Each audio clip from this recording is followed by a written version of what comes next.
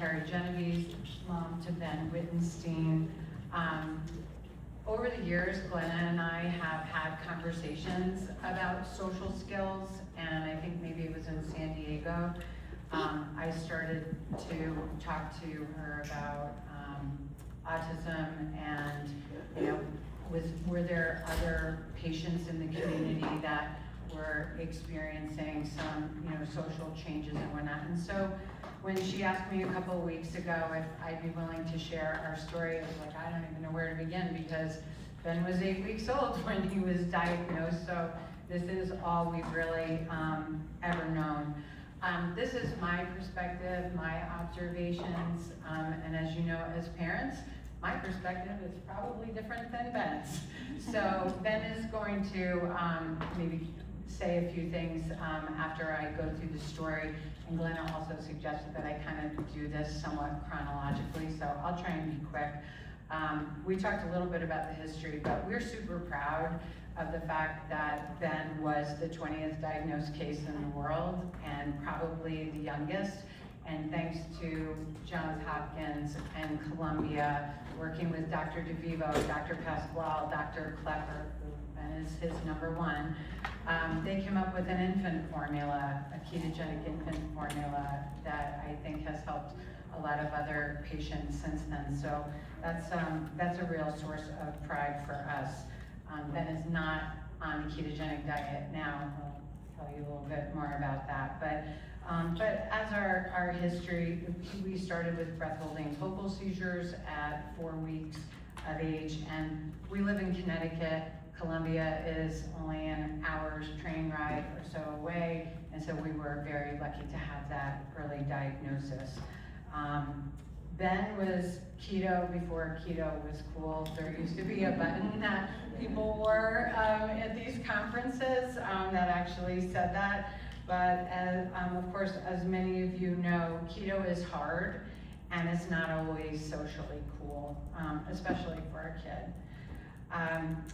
I don't think we fully appreciated how much of childhood revolves around food until Ben could not eat what everyone else was eating. And there was a comment about, I just want to go and have ice cream or that kind of thing. You know, we as a family, we never went out for ice cream. We never did those kinds of things. And to be honest, there was a lot of pain around that.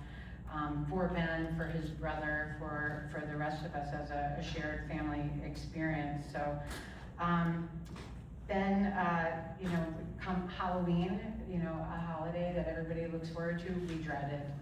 Ben would go to the front doors, ring the doorbell and say, trick or treat for UNICEF.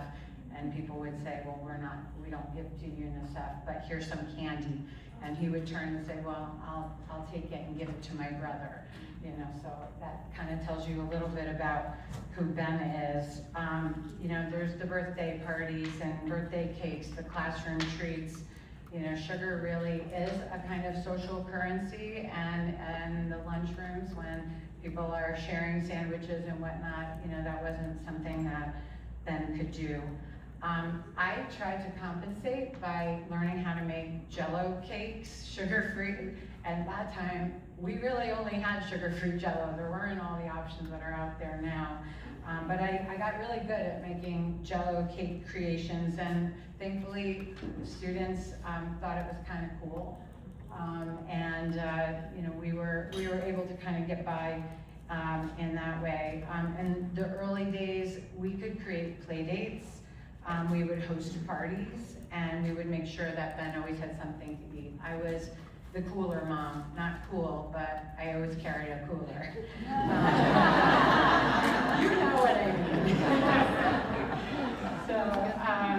So looking back, I think that stage was actually easier than getting into adulthood. I think because I could be in control.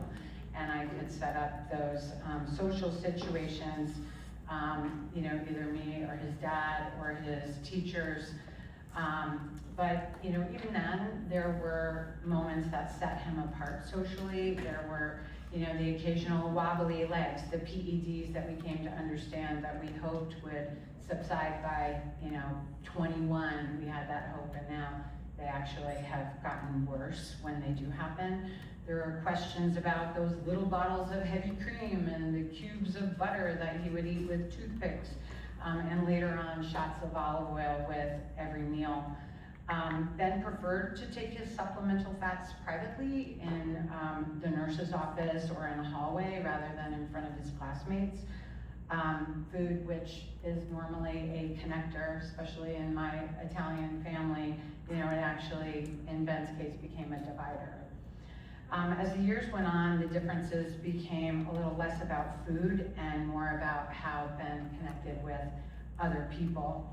At these conferences, I often heard clinicians talk about children with GLut1 being described as outgoing and expressive and jovial, and that wasn't entirely our experience. Ben was always friendly and happy to be included, but he rarely initiated play. He was more comfortable on the edge of an activity, watching before joining, and sometimes simply observing.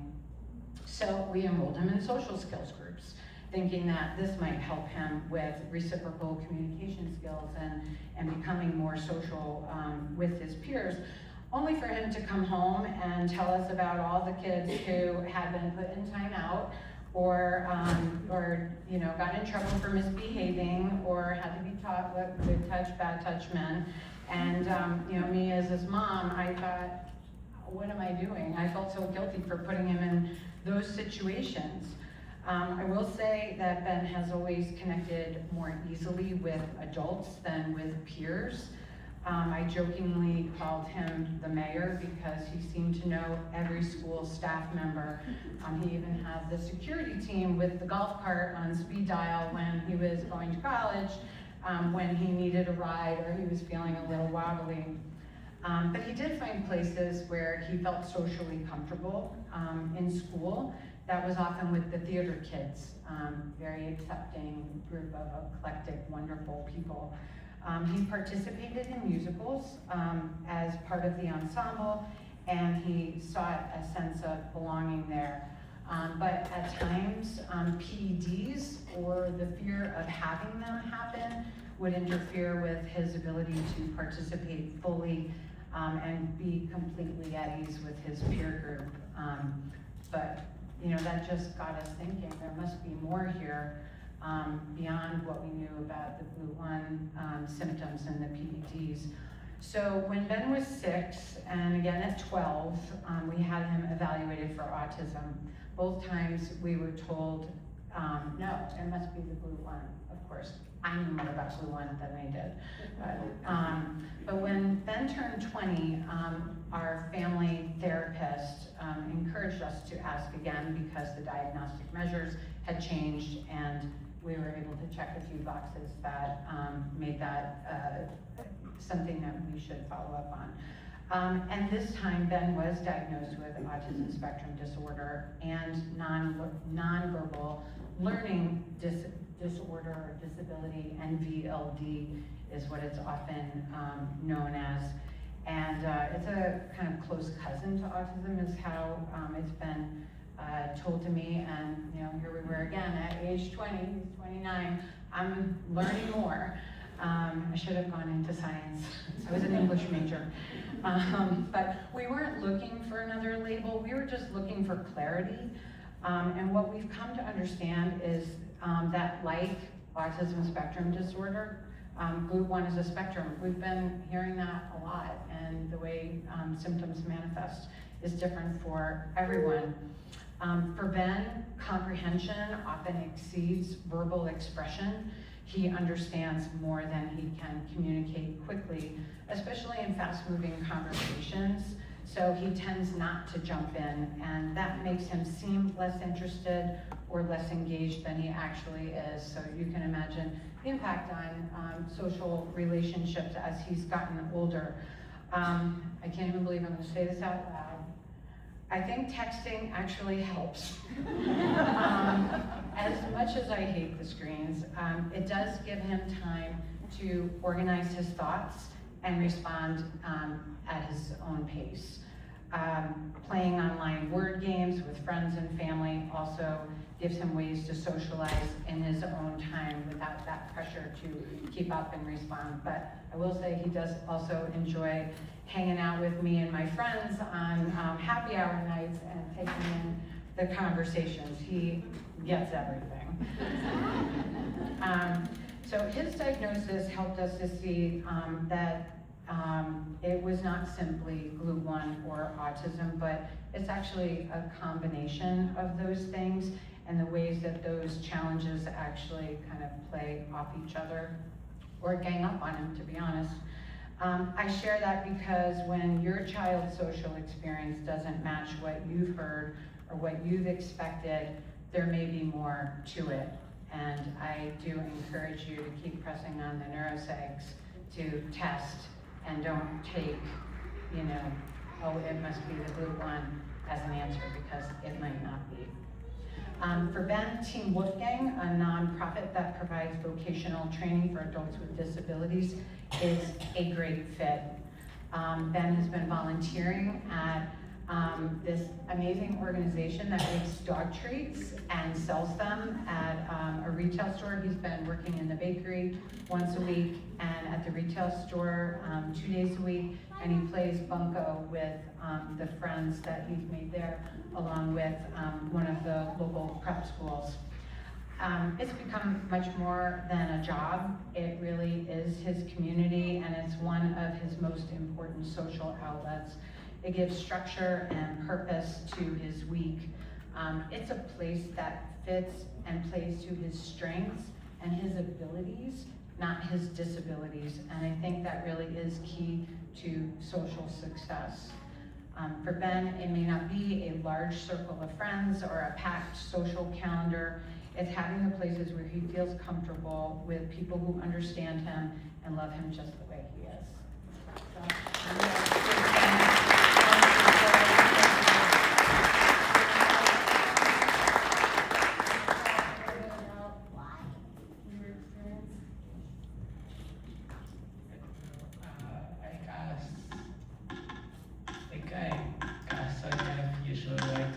do privately, in the hallway, but as I've gotten older, yeah. It's like doing shots. What about school, college? Can I just a little bit about yourself?